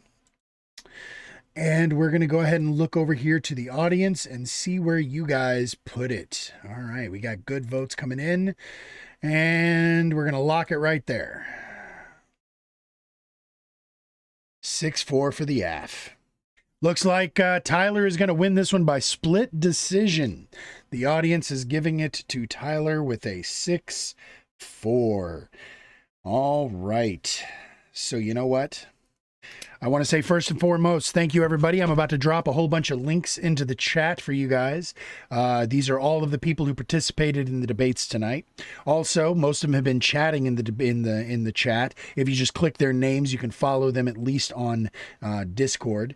Or excuse me, I'm sorry. Thank you, Chief. You distracted me. You should be able to follow them at least on Twitch. Not all of them stream here, though. So that said, click that Discord link there if you guys are interested in participating in the debates, or even if you just want to hang out with us and talk to us when we're not streaming. This was one hell of a night, people. Thank you all again. We're going to go ahead and move it to the after party. Just so everybody knows the way that this works, we're going to go back through the 3 prompts so that everybody who was sitting here on mute screaming at their fucking cameras can actually say what was on their minds. We're also going to open it up to anybody who is in the Discord channel. If I already know you, if you've talked in the Discord channel before, I like typed, etc., then you should be welcome as well. Jump into any chat room you can see, and I will drag you in as long as I know who you are, or as long as somebody who's in the room right now says, yep, I vouch for that person. Okay?